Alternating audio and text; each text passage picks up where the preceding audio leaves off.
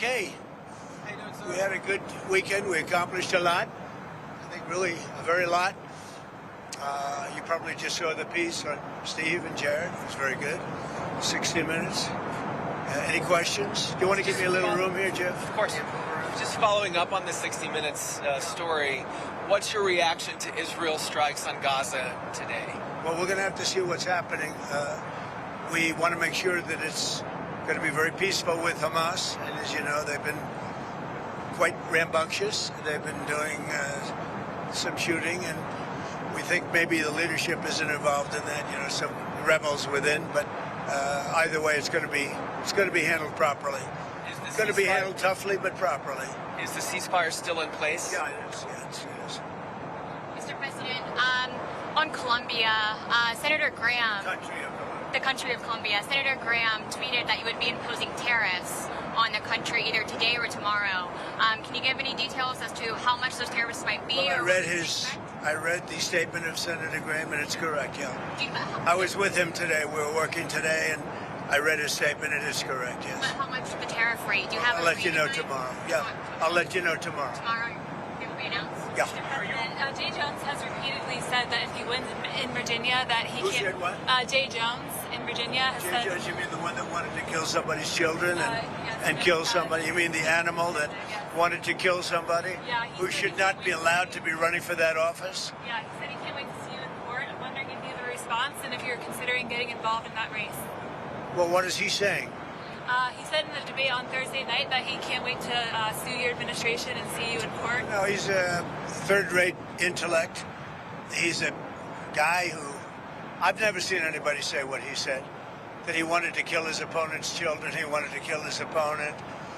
No, I can't imagine anybody voting for Jay Jones. Look, you would think he's totally discredited. I would think he wouldn't even be allowed to do that. Anybody would be put in prison for what he said. So he can join a long list of attorney generals that have been suing and losing. But the people of this country want law, they want order, they want safety. They don't want to be mugged or raped or shot. And that's what we provide. We have tremendous numbers also. You see the crime numbers are coming way down. Way down. Then you take a look at a place like Washington, D.C., which is now one of the safest cities in the country. It's one of the worst cities, most dangerous cities. We moved out 1,700 career criminals and people that came here through Biden and his open border policy. And Washington, D.C. is now one of the safest cities. And Memphis is doing fantastically also. We went in there a week ago. And this is a bumpy flight. I better say that, otherwise they'll say, what's wrong with the president? This is a bumpy flight. But Memphis is doing really well. I think that Chicago will do very well. We're going to go into San Francisco at some point in the not-too-distant future and make that a great city again. It can only be a great city if it doesn't have crime. If it has crime, it can't be a great city. A question about Colombia. Are you concerned that if aid is cut to Colombia, that would undermine Colombia's fight against drugs? A lot of U.S. aid. They don't have a fight against drugs. They make drugs. They refine drugs. They make cocaine. They have cocaine factories. They have no fight against drugs. And I'm stopping all payments to Colombia because they don't have anything to do with their fight against drugs. And in fact, even when they had better presidents than they have right now, that's how they're making a lot of money, drugs. I used to complain about it when they had a very nice president, but he wasn't doing it. It was all talk. They are a drug manufacturing machine, Colombia, and we're not going to be part of it. So we're going to drop all money that we're giving to them. It has nothing to do with them stopping drug production. And you look at the fields are loaded up with drugs, and they refine the drugs, and they make tremendous amounts of cocaine, and they send it all over the world, and they destroy families. No, Colombia is out of control, and now they have the worst president they've ever had. He's a lunatic who's got a lot of problems, mental problems. One more question on Colombia. The Colombian president says that the U.S. killed an innocent Colombian fisherman in one of the strikes. He said that when we shot down a submarine, that they were just fishing. This is a submarine. This was a submarine that was meant, by the way, this was a submarine that was meant for one reason and made for one reason, to carry massive amounts of drugs. Yeah, go ahead. No, but that's not the right strike that he's talking about. He's talking about a previous strike. Mr. President, on the shutdown, do you want to see the premium tax credits extended if the Democrats vote to reopen the government? Let me just tell you that there'll be no money given toward their crazy escalation of giving money to illegal aliens that came into the country totally illegally. I mean, they came in illegally. They want to spend 1.5 trillion with a T, trillion dollars, giving it to people that came into the country illegally. They shouldn't have come in. In fact, one of the reasons they came in was to get this money. And California is a big culprit. I mean, California, they're out of control. And we're not going to pay California all of that money that they're giving away illegally. That's another thing. Between California and Colombia, there's not that much difference. We're not going to be making those payments. Just a follow-up to that, sorry. A July survey Who by are you with, please? The Washington Post. A July survey by your pollster, Tony Fabrizio, found that 72% of voters across political parties like the ACA tax credits. So are you worried that you might get blamed if you don't help get those through? Well, we want to have great health care, so we'll do whatever we can do to have great health care. But the Democrats want to destroy all health care because they want to give $1.5 trillion of this money, and they want additional money to go to people that came into our country illegally. Many of them are from prisons and mental institutions, and we're not going to destroy our health care for the Democrats. Mr. President, there were reports, and you even mentioned that in a recent phone call with Prime Minister Modi, and that Modi had said his country would stop purchases of Russian oil, Yeah, but India said that they were not aware. Well, then they're going to just keep paying a lot of tariffs. If they said that, but I don't believe they said that. No, I spoke with Prime Minister Modi of India, and he said he's not going to be doing the Russian oil thing, so that's it. Well, why would India say that they're not going to do? I don't know, but if they want to say that, then they'll just continue to pay massive tariffs, and they don't want to do that. Following up on Friday, you said you had a cordial meeting with President Zelensky. During that meeting, did you tell him he needed to cede all of the Donbass region to Russia? No, we never discussed it. We think that what they should do is just stop at the lines where they are, the battle lines. You have a battle line right now. The rest is very tough to negotiate. If you're going to say, you take this, we take that, there's so many different permutations. So what I say is they should stop right now at the battle lines. Go home, stop killing people, and be done. What do you think should happen with the Donbass region then? Let it be cut the way it is. It's cut up right now. I think 78% of the land is already taken by Russia. You leave it the way it is right now. They can negotiate something later on down the line. But I said cut and stop at the battle line, go home, stop fighting, stop killing people. What do you think of Mandami's photo with the 93 World Trade Center bombing? Yeah, no, it's a shame. Look, the Mandami thing is it's a disaster waiting to happen. We can't have a communist in charge of a great, supposedly free enterprise, kind of a representative city. So I think if you have a communist mayor, I think it's going to be very tough for him and for the city. Do you think he should have posted something like this so close to the election? Oh, I think it's a shame that that particular man is endorsing him and very friendly with him. You can see there's a relationship. He blew up the World Trade Center, right? And Mr. President, didn't the man you're talking about blow up the World Trade Center? And he's friends with Mandami? Mr. President, sticking with New York City, you've talked about the Hudson River Tunnel, the infrastructure project. So you've said that the funding has been terminated, but folks in New York have said that it's not terminated. So where does that stand? Well, as of now, it's terminated, and that's up to me. And as of now, it's terminated, and it's terminated because the Democrats are so foolish what they've done to the country. I mean, we have the hottest country in the world. There's no country even close, and they just want to do this. There's nothing for them to do. All they have to do is just say, let everything continue. And I will say a lot of Democrats want this to get over. So the administration right now is not sending funding? Right now, there is no funding because it's up to me. What is your response to the protest? Who are you with? I'm with the AP. With AP? What's your response to the protests over the weekend, the No Kings protests, etc.? I think it's a joke. I looked at the people. They're not representative of this country. And I looked at all the brand new signs paid for, I guess it was paid for by Soros and other radical left lunatics. It looks like it was. We're checking it out. The demonstrations were very small, very ineffective, and the people were whacked out. When you look at those people, those are not representative of the people of our country. Mr. President, besides San Francisco... And by the way, I'm not a king. I'm not a king. I work my ass off to make our country great. That's all it is. I'm not a king at all. Besides San Francisco, are there other cities you're actively looking at for the National Guard right now? Yeah. What about it? I'm just wondering if you care to comment on that. Well, we've used the National Guard to be very successful in Memphis. You can see the numbers are falling like rocks.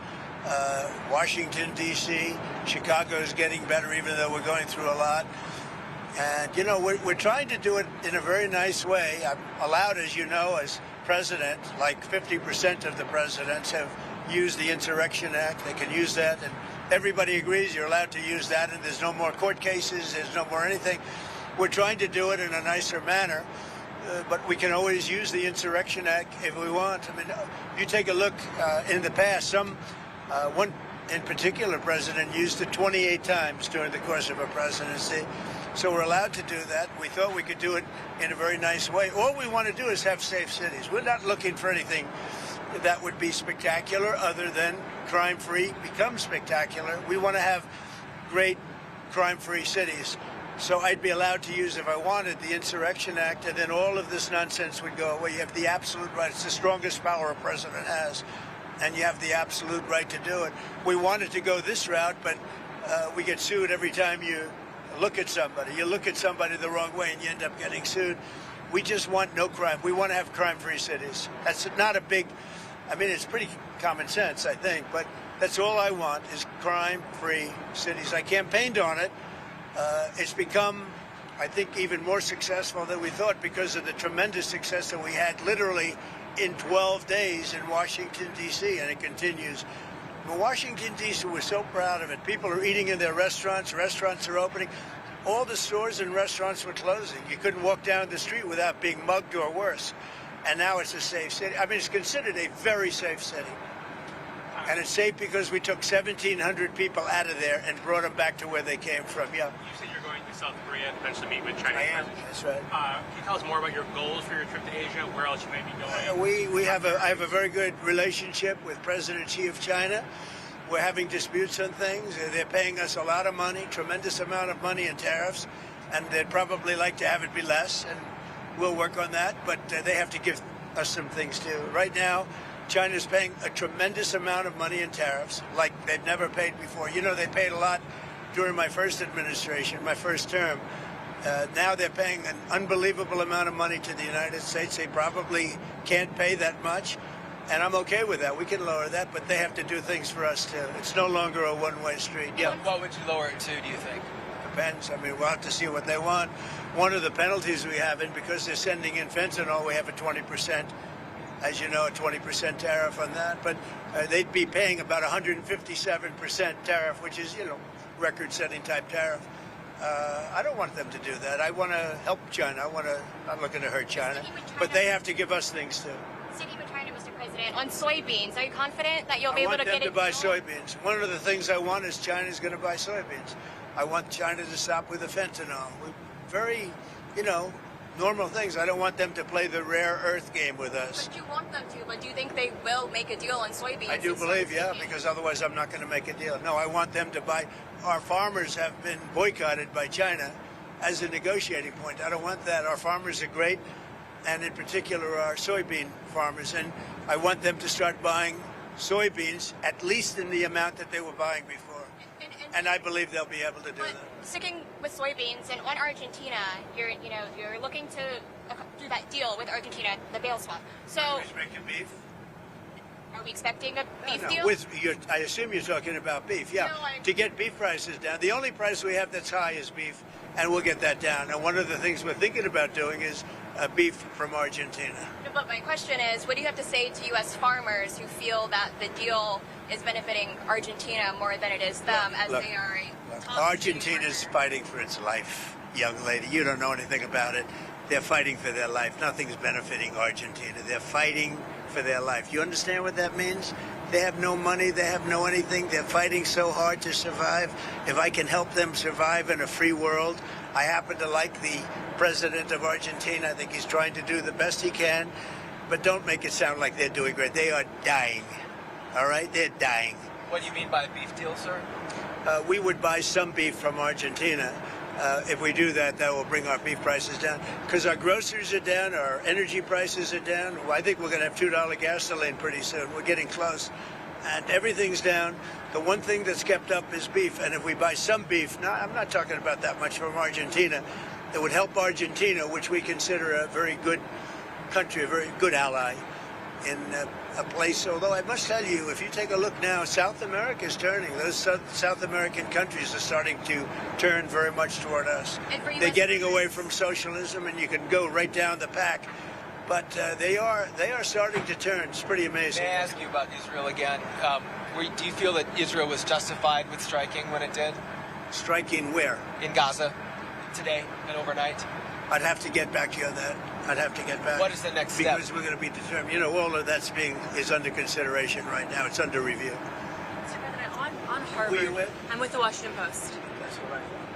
On Harvard, you said the other week that you had reached a deal, but we haven't heard anything. What's the holdup? Well, we reached a concept of a deal, but it's pretty complicated because under this deal would be $500 million. They're going to open up trade schools, and I love the idea of trade and trade schools by Harvard. So, you know, they get into like a vocational type school. And the one problem with it, it's very complicated. You know, when do they start? How do they start? Who do they use? You know, there's 1,000 different things, and we may just charge them a fine, big fine, $500 million fine. Mr. President, And they won't do it again. And if they do, we'll have to just charge them another fine. you haven't weighed in on the Virginia gubernatorial race that's in a few weeks. Do you plan to endorse with the lieutenant Well, governor? I think the Republican candidate is very good, and I think she should win because the Democrat candidate's a disaster. So I haven't been too much involved in Virginia. I love the state. I did very well in the state. But I will tell you, I think the Republican candidate is excellent, and I think the Democrat candidate is a disaster. So I mean, I watched her in the debate. She couldn't answer the most basic question. And, you know, a big thing with that race and also the race in New Jersey is going to be energy. Both of the Democrats are going to drive the energy prices through the roof. Through the roof. Your energy is going to double and triple. If the Republican gets elected, your energy is going to be coming down by 70, 80%. Thank you very much, everybody. Vote Thank you, sir. Republican.